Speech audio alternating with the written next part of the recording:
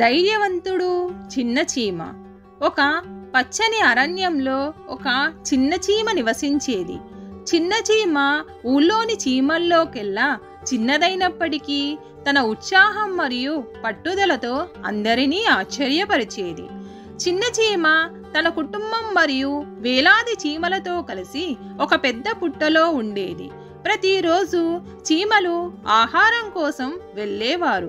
వర్షాకాలానికి నిల్వ చేసేవారు. చిన్న చీమ తన పరిమాణంలో చిన్నదైనప్పటికీ ఎప్పుడూ సహాయం చేసేందుకు ముందుకు వచ్చేది. తనకంటే రెట్టింపు పెద్ద బరువును మోసేది. రాణి చీమ ఒకరోజు ఒక సమావేశాన్ని ఏర్పాటు చేసింది. రాణి చీమ సమావేశంలో మాట్లాడుతూ, మనం నది అవతలి వైపుకు వెళ్ళి ఆహారాన్ని సేకరించాల్సి ఉంది అని చీమలతో అన్నది.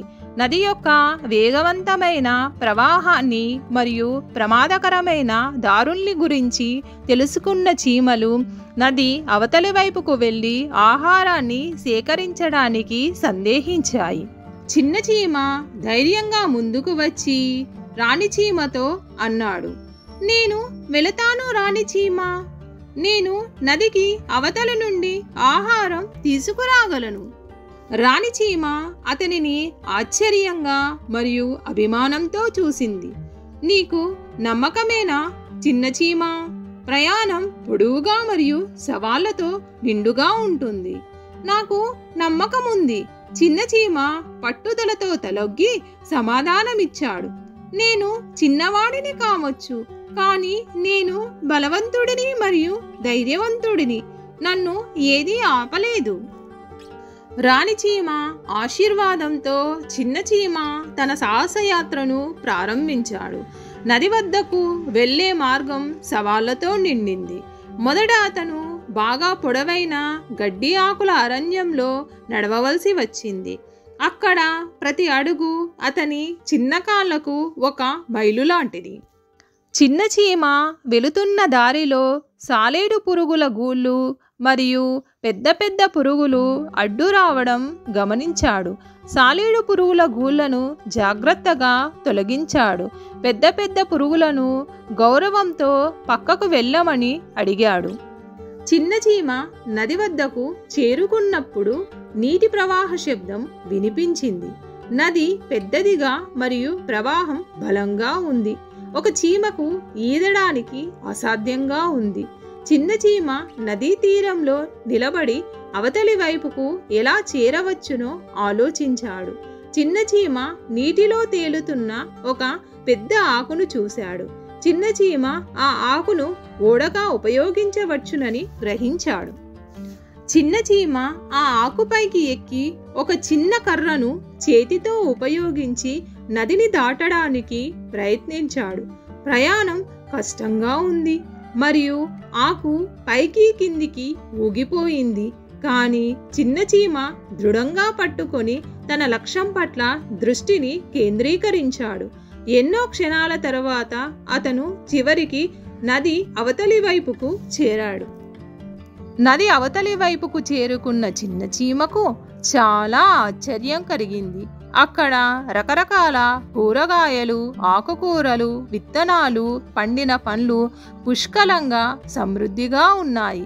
వాటిని చూసిన చిన్న చీమ చాలా సంబరపడ్డాడు.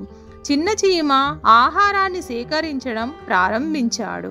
చిన్న చీమ యొక్క కుటుంబం, వారి ఊళ్ళోని వారంతా ఈ ఆహారాన్ని తీసుకువెళ్లడం ద్వారా చాలా సంబరపడతారని అనుకున్నాడు. ఆహారాన్ని సేకరించి తిరిగి వెళ్ళడానికి సిద్ధంగా ఉన్న చిన్న చీమకు, నాకు ఎవరైనా సహాయం చేయరా అనే శబ్దం వినపడింది. ఆ శబ్దాన్ని అనుసరించి చిన్న చీమ అక్కడకు వెళ్ళింది. ఒక గడ్డి పురుగు ఒక గడ్డి పరకలో చిక్కుకొని పోరాడుతూ ఉంది. అది ఎంత ప్రయత్నించినా ఆ గడ్డి పరక నుండి బయటకు రాలేకపోయింది. ఆందోళన పడకు, నేను నీకు సహాయం చేస్తాను అని చిన్న చీమ గడ్డి పురుగుతో అన్నది. తన మొత్తం బలంతో అతను పరకను కొద్దిగా పైకి ఎత్తాడు. తద్వారా గడ్డి పురుగు బయటకు వచ్చింది. ధన్యవాదాలు ధైర్యవంతుడు చీమ, అని గడ్డి పురుగు చిన్న చీమకు కృతజ్ఞతలు చెప్పింది. నీకు ఇప్పటి నుండి నేను రుణపడి ఉంటాను అని గడ్డి పురుగు చిన్న చీమతో అన్నది. అప్పుడు చిన్న చీమ చిరునవ్వుతో సమాధానమిచ్చాడు, నీకు రుణపడి ఉండనవసరం లేదు. ఇతరులకు సహాయం చేయడం మనం చేయవలసిన పని. గడ్డి పురుగును చిన్న చీమ యొక్క దయాగుణం ఆకర్షించింది. గడ్డి పురుగు చిన్న చీమకు ఆహారం సేకరించడంలో సహాయం చేయాలని అనుకుంది. చిన్న చీమ సేకరించిన ఆహారం కన్నా ఎక్కువ ఆహారాన్ని సేకరించి ఆకు ఓడపైకి చేర్చింది. వారిద్దరూ కలిసి నదిని దాటారు.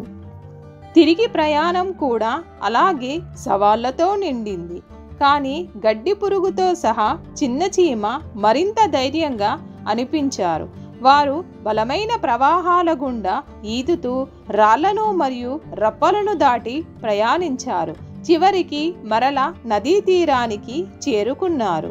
వారిని చూసిన చీమ ఊర్లోని వారంతా వారిద్దరికి జయజయధ్వానాలు, హర్షధ్వానాలు కురిపించారు.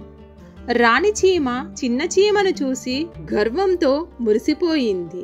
రాణి చీమ చిన్న చీమతో, నువ్వు అద్భుతమైన ధైర్యాన్ని మరియు పట్టుదలను చూపించావు.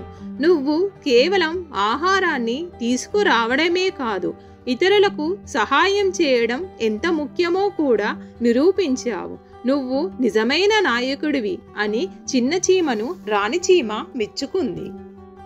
చిన్న చీమకు తాను అందించిన ఆహారాన్ని చూసి గర్వంగా అనిపించింది. ఆ రోజు నుండి అతను ధైర్యవంతుడు చిన్న చీమ అని పిలువబడ్డాడు. అతని కథ చిన్నవారందరికీ ప్రేరణగా నిలిచింది. చిన్న చీమ యొక్క సాహసయాత్ర యొక్క నీతి అన్ని ఊళ్ళకు విస్తరించింది.